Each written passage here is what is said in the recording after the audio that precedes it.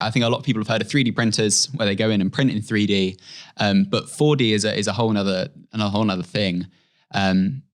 What does that mean? Yeah, so in a nutshell, 4D printing involves 3D printing, which most people have heard of, as you say, but 3D printing with smart materials. And I first got interested in smart materials when I was asked to write a book chapter for a popular science book. So here's a really nice tie-in between the two sides of my career, because I was asked to write this popular science chapter, essentially about the future of materials, and it was a really open brief. It went into a compilation book that Jim Al-Khalili was putting together. Yep. And he just asked me to write about the future of materials, whatever I wanted. And so I was having a little read around, because obviously that's such a broad ask. And I got really interested in these smart materials.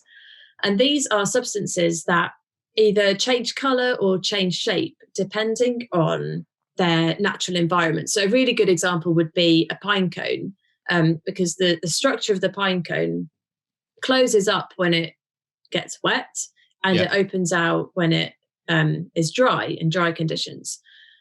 And so these simple materials that can swell and shrink depending on environmental conditions can be cleverly engineered by strategies like pine cones, or we can come up with new strategies in the lab with 3D printers to effectively pattern simple smart materials into very clever designs to generate shape-changing objects, or color-changing objects, or materials that will sense the environment and do something useful with that information. That's cool. So I guess the mugs that change color when you've got hot water in them. Exactly. Are brilliant. Yeah. So what was that book, quickly, just so anyone who's listening can go find it? Feel free to plug as much as possible. The book is called What's Next? Okay. And it was edited by Jim Al-Khalili and compiled. And it's basically, I think, 18 different experts all writing about the future of their particular field. So you've got roboticists in there, and biology people talking about the future of medicine, and space travel, aliens, that kind of stuff. So this is future materials, a chapter in there. Exactly. Right. That's really cool. So I've been trying to think about this concept for the last few days. What would make a material? Why would 3D printing be useful in making a smart material?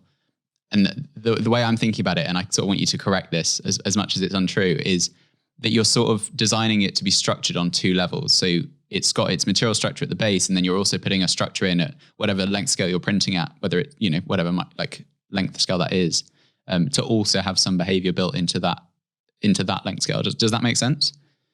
Yeah, that's exactly right. So the way I would think about it is you can create this smart material in the lab, and it might do something really simple like shrink and get bigger again. But that's with a not change actually in temperature or exactly right. That's not actually that useful. And if you think about it too much, actually all materials are smart materials, because metals will expand and contract depending on temperature changes. So don't think about it too hard, otherwise your whole postdoctoral research will come collapsing down around you. However, so you have these materials in your Petri dish, and they're shrinking and they're getting bigger, but that's not very interesting. As you say, the reason that 3D printers are useful in this field is that you can program them really easily to pattern in different ways. And the 3D printing technology is very well suited to generating designs, 3D designs on a computer, and then fabricating those very easily. And quickly and in small batches and all that kind of stuff. And 3D printing technology is very well suited to being kind of hacked and personalized as well. So you can use all sorts of different materials with them.